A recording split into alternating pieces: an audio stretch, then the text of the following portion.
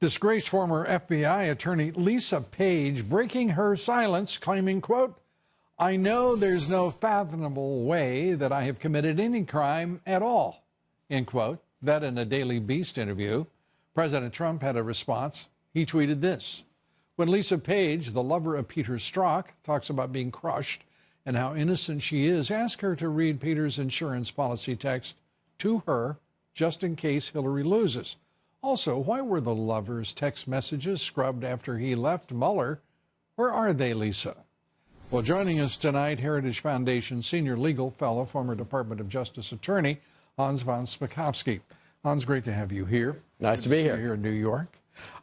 Let's start with, suddenly we have a new victim in all of this. It's one of the, what we sort of deemed the perps in this, Lisa Page. Yeah, I don't know why anybody would consider her a victim. I mean, look, there's a reason she's no longer working at the FBI, and it's because of the unprofessionalism she showed and the partisan bias she showed when she was working there. And remember, at one point she was removed from the investigation of the Clinton email. So she's not really a victim. She brought what she got on herself.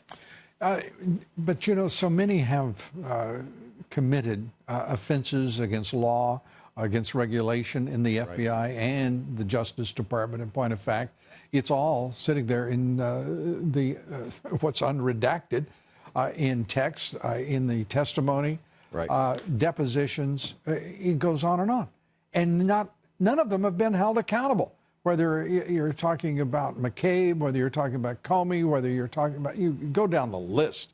To me, it is just mind-boggling to consider that these people are going to go free, as it now appears they are, of any responsibility for their heinous actions against this president and the United States government.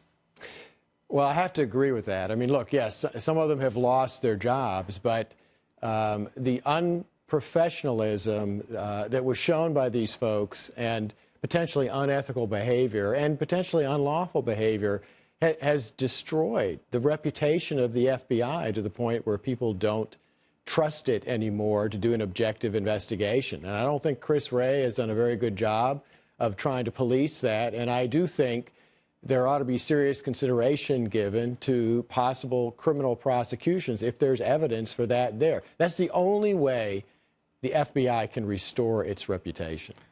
William Barr, considered the great hope for justice in taking on the Attorney General job.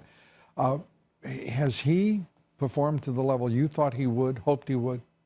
Well, yes, because remember, in addition to the IG doing an investigation, for example, of the whole start of this investigation of what turned out to be a hoax, the Russian collusion claim.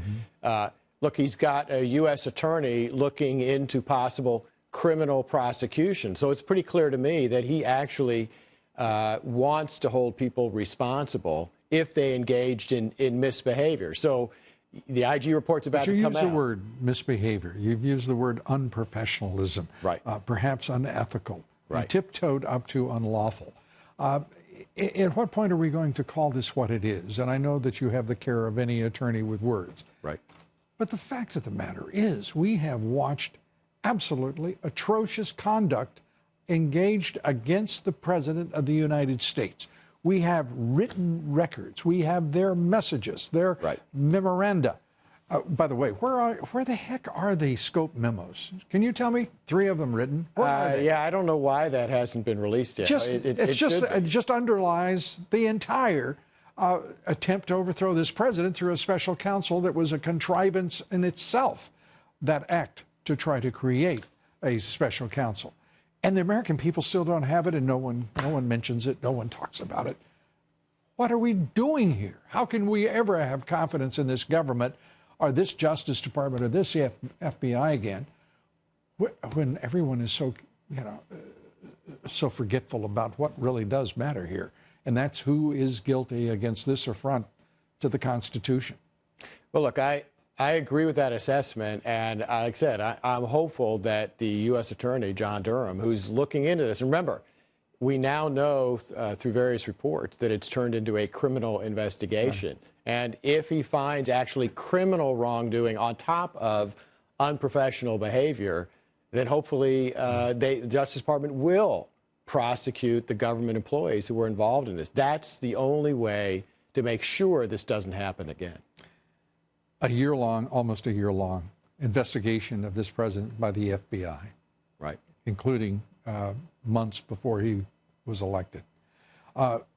2 years, almost, of investigation by the special counsel. Now this drivel by Nancy Pelosi and the radical Dems, Adam Schiff and Gerald Nadler and the bunch. This is a disgusting assault on the presidency and on our way of life. And yet here we are over 3 years later, and we don't have our first hope. Our first hope was the Inspector General, and then our second hope was Attorney General Barr. Now our hope is John Durham.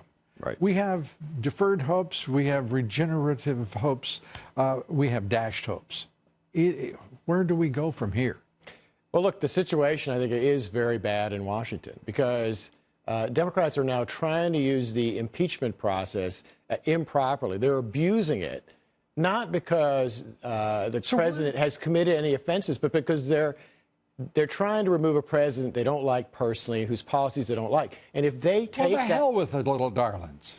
You know, I know that, but if they take that step, that is a threat to the stability of our government today and in the future. So four legal scholars are going to show up for Gerald Nadler's farce. And do you think a single one of them will have the guts to say that this is an affront to the Constitution? It is an absolutely sordid, disgusting atrocity against the American way, and all of you be damned, it's illegitimate, and it is not going to stand. Is there one of them that has that gut? I don't know if they do, but I hope at least one of them does, because that's, in fact, what they should say. However much you may not like this president or his policies, it's very clear from the evidence or lack of evidence that was produced during the 2 weeks of hearings that they have not provided any kind of impeachable offense and no serious wrongdoing by the president. And that's what they ought to say. Indeed, they should. And at least the staff report from the Oversight Committee, from the Oversight Committee, the Intelligence Committee, and Foreign Affairs, I believe it is, committees, say there's no evidence. Three committees, staff report. No, there was hearsay, speculation, and witnesses who had a difference of opinion about how the president should conduct his foreign policy, none of which is an impeachable offense. Yeah. Bottom line. Yes, that is the bottom line. Hans, always great to have you here. Thanks. Thanks so much.